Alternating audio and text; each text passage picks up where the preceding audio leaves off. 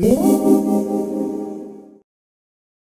everyone, today I'm going to review for you YSL Spring 2012 Candy Face collection, and there's actually quite a bit to this collection. It's very hefty, lots of products, so I'm going to share with you my thoughts. I wasn't able to purchase everything, but today I'm going to review for you the products that I did purchase first, and then the tutorial for this look will come later at the end of the video. As always, a link to all the products shown in the video, including what nail polish I'm wearing and my lenses, is linked down below in the description box. And speaking of nail color, say if you're interested in DR Water Lily and you thought this would be a good dupe, it's not. It's nothing alike. As you can see, it's much brighter on my nails, and actually the closest color that I have to this would be Zoya's Midori, but Midori is much warmer, has a strong golden sheen, so even then they're not quite dupes. This manicure duo is edition number 7, and it comes with a deep chocolate brown and this gorgeous cream here. The shimmer is actually not very noticeable on my nails. In the sunlight it does show up, but this is the color that it is most of the time. Now, the YSL nail polishes come with a slanted tip. It's not like the curved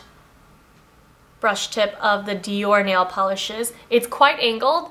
So if you have large nail beds, this is actually very handy because you can get right at the edges. And the colors always coordinate really well together. I know this isn't quite spring-like, it reminds me a lot of a palm tree, but it's definitely my favorite between the two. I like that they included a shimmery and matte polish to add some contrast in the texture.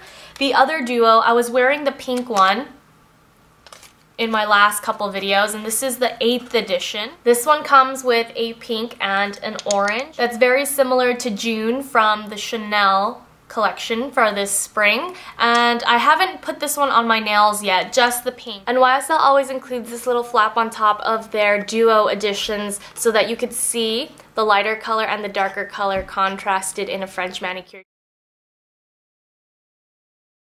Now for the product that has piqued the most interest of my viewers. This is the gel blush, and a lot of you have been asking what my thoughts are on this. Now, the idea of this is to be a low maintenance blush, but in actuality it's very high maintenance. Not only is this a little expensive in my opinion, but it only works well with a brush. When I applied it with my fingers, it became really uneven and patchy, and if you have uneven skin tone, for example, you have dry patches, then this is absolutely not going to work for you. You have to have really smooth, well moisturized skin in order to use this, or this product will coagulate in your dry spots, and that is the only thing people will notice about your blush. So unless you have really smooth skin, I don't recommend this, but if you want to try a product that's similar to this, apparently Sonia Kashuk makes a very similar gel blush for $10, and you can find it at Target. And I purchased the color 1. I'll review these on my blog soon. The other two colors, a baby pink and another coral color that's slightly lighter than this but has a golden sheen. This one doesn't have any sheen at all. It's just very translucent and jelly in finish, which is why I preferred it. The other two don't show up on me at all. They are buildable on very fair skin, but if you're any darker than me, you're gonna have a hard time getting these to show up on you. Now for the lip products. This is my first Rouge Volupté Pearl actually, and I have to say, as much as I like this formula and it doesn't slip as much as the original Rouge Volupté, this really accentuates my lip lines, and the shimmers tend to settle in them in any of the dry spots. I can't quite say that this is my favorite formula, because now YSL has released these really awesome glossy stains, which aren't part of the spring collection, but they are a liquid lipstick, and these beat the Rouge Volupté Pearl by far. These are the most incredible liquid lipstick formula I've ever used. I'm not going to go into it too much because I'm going to talk about these in my favorites video. They're currently available at Sephora, but they won't hit the Nordstrom or department store counters until next month or so. But my favorite piece in the spring collection is actually the Golden Gloss, which is in number 50, Golden Peach, and these have actually been reformulated. I wrote a review on my blog for this one, so I'll link it down below in the description. There's another one that's a fuchsia color. It's also gorgeous as well, and these are more pigmented than the rest of the Golden Gloss line. It has a more water weight feel now. It's not as sticky. Now for the main event, which is the eyeshadow palette. This is the 5-Color Harmony for Eyes in number 13, and I fell in love with this palette as soon as I saw it. I love the 5-Color Harmony palettes, even though some people complain that there's too much shimmer. That's what I love them for. Consistency is very important in a high-end brand, and no eyeshadow formula is more consistent than these 5-Color Harmony. And if you have the right primer, they're super easy to work with. I always use a little bit of the glitter glue. Sometimes I mix it in with my regular primer. Today I use them separately, but this palette is super fun to play with. I didn't use all 5 of the colors like I normally would. I left out the yellow because I think it's better worn with maybe 2 shades.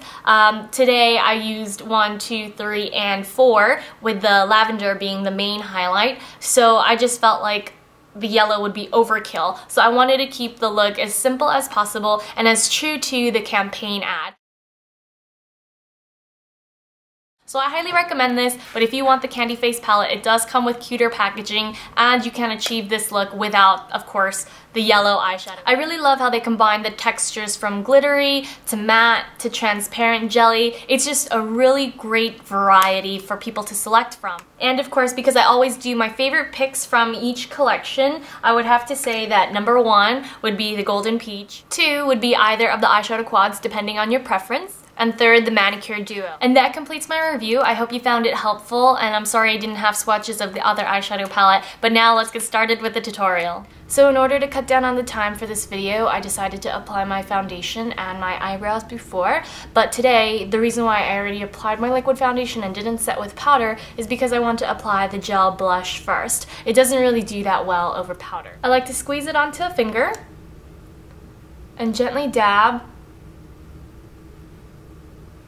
up the cheekbone, and then using an angled synthetic brush, I'm just going to blend it out.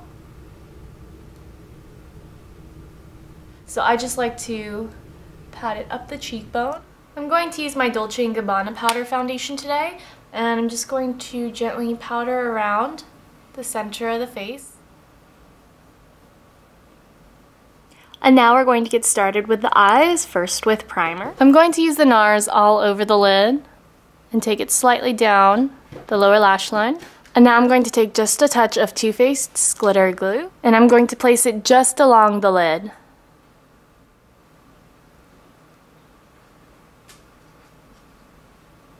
Now I'm going to start with the lavender at the bottom, and I'm going to pack this all along the lid. Then I'm going to take a small shader and dipping it into the pink, then popping it right above the lavender shadow.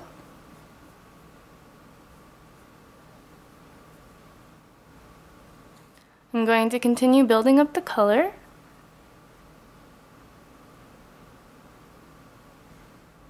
And picking up the purple one more time, I'm going to blend it slightly into the pink. Now I'm going to take the pointy end of another applicator and pick up the green and pop this right in the inner corner, dragging it out halfway.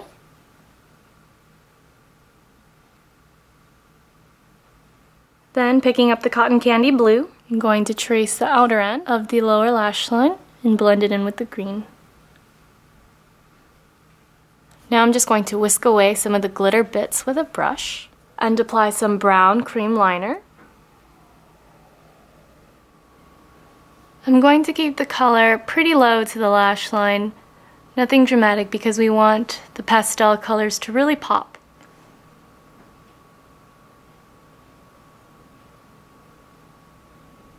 Now I'm just going to add a quick tight flick, something really small. Now I'm going to just tightline with the brush and a little extra liner. And now that the lashes have set, I'm just going to crimp them gently together. The eye look is really pastel, so I want to give it some balance with, you know, the jelly cheek color by adding a bit of a contour.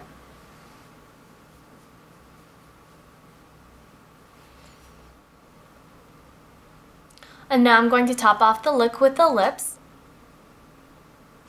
And now I'm going to add my golden gloss in Golden Peach.